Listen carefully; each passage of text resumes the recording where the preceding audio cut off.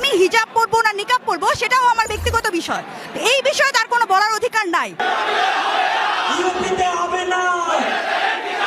শায়েক আহমদুল্লাহর সাথে আমরা কয়েকজন শিক্ষার্থী শুধুমাত্র শায়েক কবে আসতে পারবেন এটুকু জানার জন্য শায়েকের সাথে দেখা করতে গেছিলাম এবং ছবি তুলছি। একজন প্রবীণ শিক্ষক সেখানে ছিলেন, 26 বছর ধরে যিনি পড়াচ্ছেন। জাস্ট ছবি তোলার অপরাধে বর্তমান যে ভিসি কামরুল্লাহ হাসান স্যার তাকে শোকজ করেন।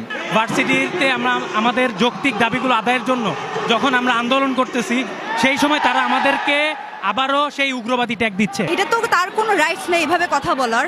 যেমন আমি লাইকা বসি ম্যাম নিয়ে তেমন কিছু জানি না, বাট তার ফেসবুকে একটা ছবি দেখেছিলাম যে সে হাত কাটা ব্লাউজ পরা একজন মহিলার সাথে দাঁড়ানো ছবি।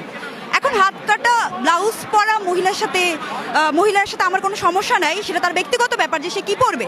কিন্তু আমি হিজাব পরবো না নিকাব পরবো সেটাও আমার ব্যক্তিগত বিষয়। এই বিষয়ে তার কোনো বলার অধিকার নাই। আর সে যেহেতু বলেছে সে তার প্রফেশনালিজম রক্ষা করতে পারেনি, এন্ড আমাদের ভার্সিটি অথরিটি এটা নিয়ে কোনো পদক্ষেপ গ্রহণ করেনি।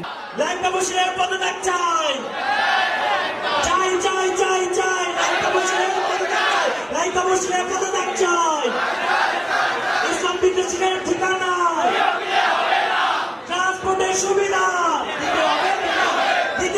দিতে হবে।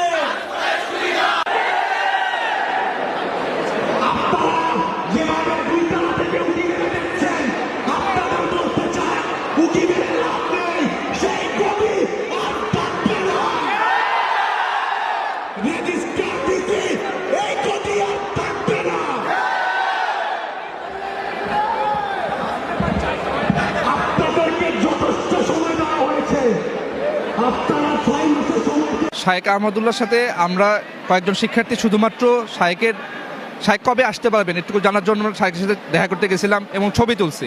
একজন প্রবীণ শিক্ষক সেখানে ছিলেন, 26 বছর ধরে যিনি পড়াচ্ছেন।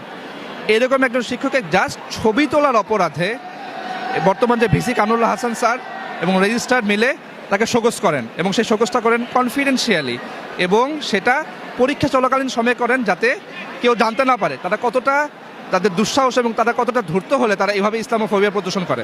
আপনারা দেখেছেন বিগত ফ্যাসিস্ট সরকারের সময় তারা মূলত এরকম একটা গোষ্ঠীকে প্রথমে উগ্রবাদী, মূলত তাদের কর্মকাণ্ডের কারণে, ইসলামিক কোনো কর্মকাণ্ডের কারণে প্রথমে তারা উগ্রবাদী ট্যাগ দেয়।